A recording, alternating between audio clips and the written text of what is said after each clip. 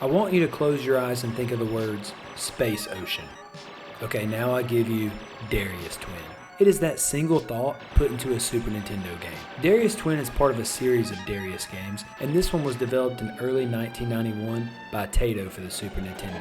You don't get much to go on from the intro. You just get some text that basically says you are the fighter jet in charge to put an end to the Darius invasion. It's a pretty run-of-the-mill side-scrolling shooter experience, but what makes this one a little different is the enemy design. I'm not sure why, but everything coming at you is in the form of an aquatic creature. Instead of other robotic spaceships, you get this Papa Deathfish that looks like that Uggo from Finding Nemo. In the ship, you have your primary laser that you'll be hammering on for most of the game. Then you got your secondary bombs or lasers and a force field. All three of these you can upgrade as you go along to help you mow down these space sea monsters. I really enjoyed seeing what upgrade my primary gun would have as I progressed through the game. Darius Twin seems to spread the upgrades out perfectly where you're not getting them too often to make it seem meaningless, and they're not too spread out where you get frustrated either. The secondary weapon, which shoots bombs or lasers diagonally, is hot garbage when you start, and only becomes useful when it's upgraded. Then you can finally get you something to work with and wipe that screen from the enemies in every direction. Speaking of enemies in every direction, a highlight would be this game never seems to have trouble keeping up with all the enemies on the screen.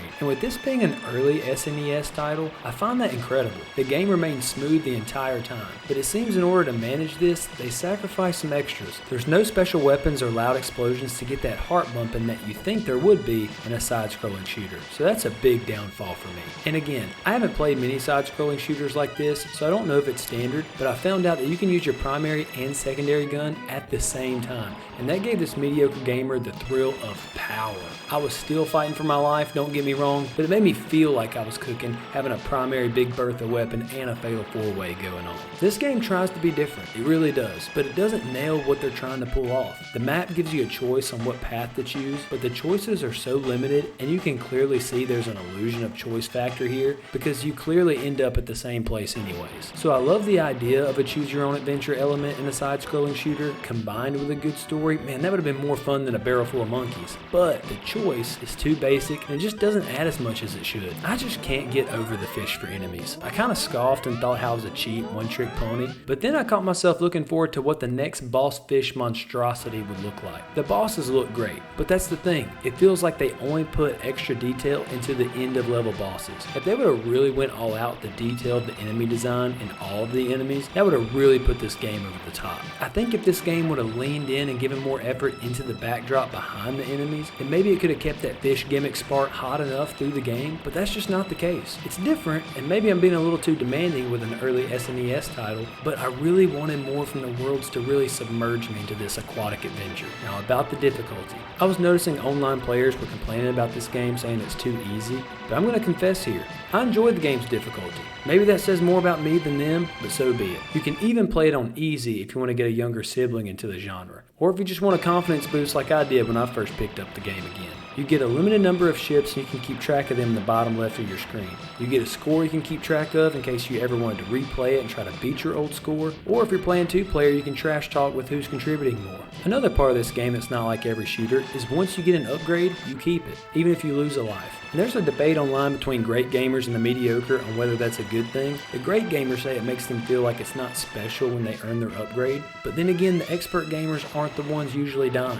So speaking for the mediocre gamers, we've earned it once, that's good enough for us. Now when I'm in a wild shootout between spaceships, I'd like some good theme music to really set the scene for me. So how's the soundtrack? Do you have that snack where you take a few bites and you have to take a few more? Not because it's bussin', but because you really can't decide if you like it or not? That's the vibe I get from Darius Twin. It tries to have some synthesized instruments for a spaceship shooter game, but sometimes it's too loud, repetitive, or strangely flat. It's like it will start off catchy and have one moment that tickles the ears, and then have one ongoing note repeated on end. It's really hard to pin down. It sounds like if you made dolphins communicate through an arcade machine. All that to say, there is one or two tracks I like, but if I'm being objective, that's about as generous I can be with this one. This is a pretty standard shooting game, but I appreciate the attempts at being different. But unfortunately, it just didn't nail those unique ideas it aimed for. If it would have leaned into the aquatic world theme and put massive detail in it, or would have had a great soundtrack, or a choose your own adventure and each one had a story altering choice, this could have been a top of the line shooter. But because it didn't nail any of those ambitious ideas, it seems to be pretty average in gameplay. However, I will admit this game has its own quirky charm, especially with the wacky bosses, that makes it fun to play. Darius Twin also brings a little nostalgic tear to my eye. I don't know why, but my brother and cousin who played Super Nintendo before me, they were big into sports games and a few Super Nintendo staples like Super Mario, Donkey Kong, and Star Fox. Never have I ever seen them play a horizontal or vertical shooter, but in some way, somehow, someone convinced them to get this game, so this was my introduction to the genre. Since they played together, I think that was one of the selling points to this side-scrolling shooter. It does have a 2-player mode where you can take on the waves of enemies together and compete with a displayed score, which to me is the best way to experience a shooter like this. Plus, if you're looking for a beginner to this genre of games, I would pick it up since it's not as difficult as other entries, so you can get your feet wet. And if you have a retro gamer friend, tell them to watch this video, pick up a copy, and start frying some fish together. So, would a mediocre gamer like Darius Twin? The answer is yes.